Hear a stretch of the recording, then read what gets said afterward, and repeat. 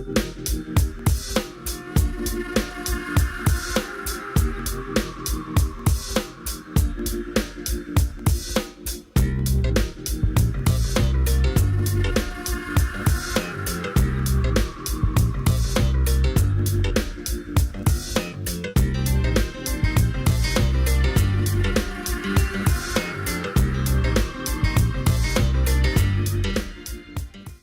guys. Hey, what's up, man? What's up, Rick? How you doing? Good to Keith? see you, babe. Good to see you. You man. too. Tim. How are you? Good, man. Great to have you on the show today. Good to see you as well. Hey, Great. how you doing, man? How's it going? Good to see you. Great, great. So Rick had a great show topic for us today, and we're going to talk about perceived limitations. And we'll all talk about it from our point of view of some things that we've experienced that, you know, at one time we may have thought they were limitations, Yeah. but something changed, and we see them quite differently now. So Rick, why don't you kick us off? Well, the only reason they invited me today with the two of them is because I whined a little bit. So, and I was really upset because I'm the only guy with all this white hair. So I guess the best thing for me to talk about is aging. You know, Tim and I were hoping you would talk about that. So Take you guys off the hood. That's right? right. Yeah. That's right. Well, you're our future, man. So Yeah. you got to keep this thing going as long as possible because you show us what's possible. All right, two things quickly about aging. I think that's a perceived limitation is that you have, this culture is really a youth-based culture. We're not dealing with a situation where there's a lot of people who are in their 60s or 70s or 80s who are role models for other people. I think the key, though, is to not focus on your age. The key is to focus on what opportunities you have, how you feel, what things are important to you, and go for it, just like you do in your 30s and 40s and 50s. And so the perception that most folks have is like, oh, I have a little cramp here, I better go see the doc. Or there's something wrong with the way that I'm processing information. Maybe I'm starting to get early Alzheimer's. I'm not arguing for not having good medical care, but what I am arguing for is to get past, to transcend whatever the culture says is your limitation.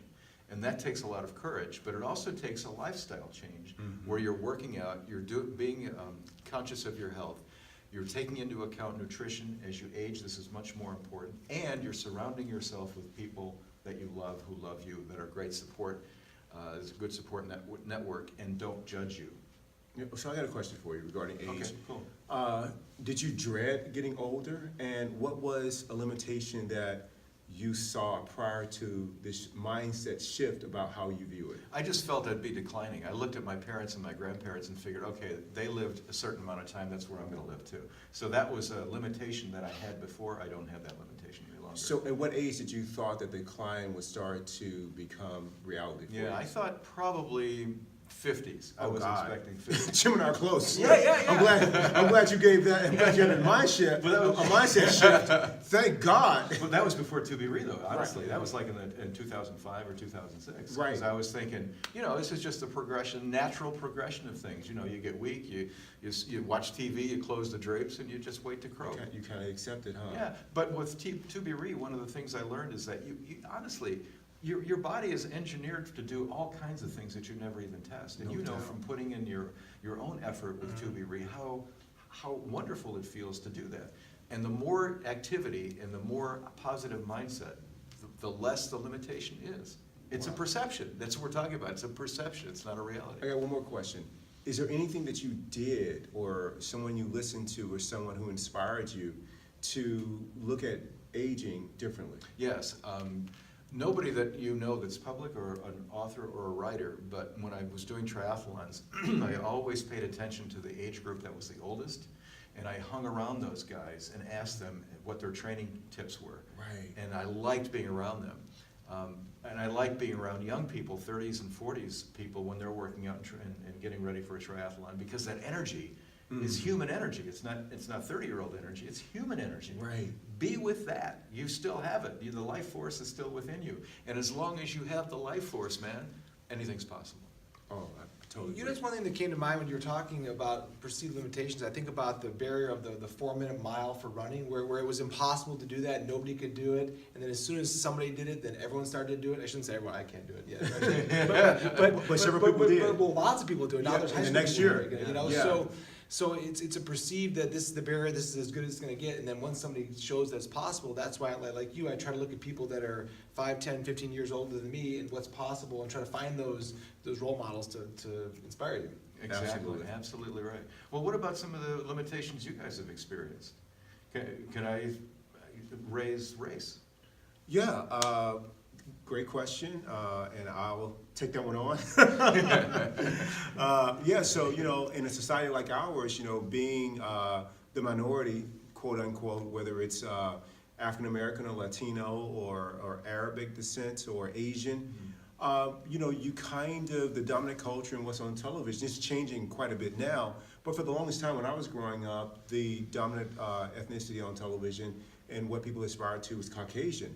And so depending on where you grew up, and in my case, it was lower middle class, that you felt like there were challenges and you may not get the same, a fair shake like everyone else. And so because of this environmental limitation, there wasn't anybody who really told me that. It was just part of the culture at the time. It was what was on television and things like that. But my mom never said, hey, listen, you're black and so you're gonna be limited here. And it's just gonna be really tough and this is only so high you can, hope to get. It wasn't like that. It was just part of the culture, man. Just kind of like it was in the air. And I took, and what that meant was for me in classrooms where I was, one or two of the African American or minority students in the classroom, I always felt like I had to really stand out. I had to study harder, work harder, if even though I had a chance to achieve something that was noteworthy or something that would be recognized. And so that's just a huge burden. And what changed it for me, and don't get me wrong, there are a lot of things, inequalities and things like that in the country that I think that could be resolved so that everyone is treated fairly and equally, and not just race, but also gender and sexual, equal pay and sexual orientation and religions being treated equally, people, whatever religion you practice, but just speaking strictly from an ethnicity standpoint, what changed it for me was going into the Marine Corps, in which I was thrown into this melting pot, people from all over the country, and meeting, these guys, that were from California that had different viewpoints, and how they related to me as race was not based on the color of my skin. They just related to me as a human being. So that's where it started. And at the time I was listening to a lot of music and watching television that, like the television shows that resonated with me the most or that I was attracted to were where I saw an African American face on it, or the musical artist was African American, and these cats just started introducing me to different ways of looking at things. So I think that people who surrounded me really deserve the acknowledgement and credit for helping me give that up. And once I did, man, oh God, it opened me up to a world of people that I would have never said, this is my best friend, this is who I'm closest to, and you guys are my best friend. So had it not been for my experience in the Marine Corps and moving out to the Southwest, I would be stuck in this whole limited view of how the world is and who I can relate to. And I think that sports teams often do that. If you can get on a sports team that's outside of your neighborhood, that is like a melting pot, that's really important. I have a friend, Ryan, who used to live in Scottsdale, but he moved out to Mesa and some other parts of the valley because he wanted his kids to be on teams with a lot of different cultures on it. And so that expanded, their viewpoint regarding race, and people are just people. So that's what did it for me. Tim, as he was speaking and saying, that's such a nice compliment, saying that we are your best friends. Thank you. I was thinking, Tim and I don't think of race with you at all. No, I do not. And I know we don't, and you can tell, it's like it never comes up. Never comes up, yeah. Yeah, and not that we never talk about it, the energy of it isn't even there. Right. You know what I'm saying? So if we're talking about some kind of injustice that's happened to a certain ethnicity in the country or a certain orientation, we're talking about it from just an injustice standpoint to human beings, not because, hey, this person is black and they had this unfortunate experience with law enforcement or something like that. We're just talking about it not even from a racial issue, just like it's a human being issue, you know? Yeah. Well, you talk about your own limitations, and sometimes if you have preconceived ideas about somebody that's different than you in some way, you miss out on a whole bunch of other things. Man, well said. You know what I mean? If you Yeah. see Exactly. this person's going to be this way because of whatnot, you're missing out on a lot of awesome things in the world. Yeah, and that's the show that we do on. It's like how our thinking about someone else or our opinions about someone else, how it traps us and it traps them from all the beauty and goodness that's there. Yeah. And the thing that's amazing too is when you think about it,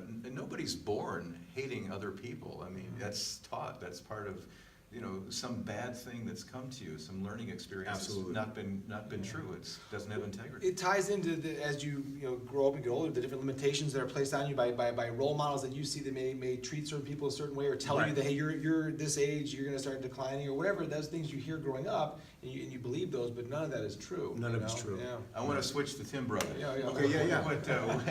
What perceived limitation do you think that you've struggled with, or do you have any? Yeah, well, sure. There's a couple. I'll touch a little bit on age too, because I do. I also have the white hair here a little bit. I love it. It getting looks there. great on you. It's It's getting good, there. man. But I had different ideas. For me, being when I was 17, 18, 19, I thought 30 was kind of and then 35. Then Shut it down, it's over. Yeah, so you start to realize that there's a wall there, and then I start looking at professional athletes that are retiring at 38, 39, 40. And like, well, I guess 40 must be the age when you decline, and realize that's not, because you see these athletes that once they retire, they just let themselves go in many cases. Yeah. I think that's how it is, and that doesn't have to be that way, and you break through that barrier for sure, as one of them. A second limitation I think of is just being a single dad, thinking that you don't have the time that you need, or you're missing out on things, and you have this preconceived idea that I can no longer spend time doing certain things because you're kind of caught up with either you don't have your kids or you have your kids. And that's not true either. You can create. There's lots of time. There's lots of time out there. How do you do that? I mean, is it like just a budgeting exercise where you sit down and say, okay, I've got so much time, and I'm going to prioritize this and do this? And Yeah. Yeah, because Rick and I talked to you, man, and you'll be on a business trip, and your kids are with you in Vegas. I mean, you're in California. I mean, you guys are in Colorado, and you're still getting work done. Like, so, how do you? I mean, you are like leveraging and warping time, with the perceived limitation of being a single parent. How do you do it? Yeah, we always have enough time. It's a matter of prioritizing things, and if you really stop and think about how much time you spend, I shouldn't say wasted, but on activities that don't reach you towards your goals. A lot of them I think of are being like television being one, certainly social media, being caught up in different things like that, That's a good can one. be a big time waster, and you can kill a lot of time. Mhm. And so once I cut back and cut out television, for the most part, you almost have too much time. I mean, you really do. You're like, what am I doing all this time now? Right. And things like that. You have more time than you realize. Doesn't mean you won't be overwhelmed with things, but if you budget your time properly, that's a preconceived limitation that you have, that you don't have time, because you do. What do you think's going to happen when your kids get old and they split the nest? They're no longer with you. How do you think that's going to affect you? Is that going to be a limitation for you? You know what? I got to work on that in terms of I'm sure I will consider that to be a limitation, that now this is going to be different, but I just got to create new ideas in my head and how it'll be and how it can still be awesome and break through those limitations. One thing I think in common with all these perceptions, whether it's race or aging or being short on time or having obligations with kids, one of the things that's common is the idea of being flexible, the idea that you don't take anybody's idea of what it is to be a certain race or to be a certain age or to be a certain condition with kids and use that to run your life. Right? Yeah, you pick it yourself, man. You customize it the way it works for you. You don't care about what anybody else says. Yeah, whatever you put in your mind and you believe is pretty real. So if you say, what, I'm busy with the kids and I don't have time, then that's gonna be very real to That's you. your story. Or I'm African American, that means I have limitation. Then you're gonna find those areas in your life that make it true. Yeah, you'll find evidence to support You'll find it. the evidence to support it, and it's not that it's not there, but if you focus on those things that on how it can be possible, then things start showing up for you that break through all those barriers that you have. Yeah, Absolutely. I think that's true. Yeah, I think it's true. Well, guys, Great show. No, and we're not done yet. We have the whole studio is full of people here, and they're all waiting to see Keith Jones eat his 4th hot dog of the day. Whatever. Man, I love you guys. Tim, thank you, man. Thanks for having me, guys. Tim, thanks for not busting my chops. Yeah. All right. I love you, buddy. I love you too, Rick. Thank you, guys. I love you, Tim. Adios. Quick, all right.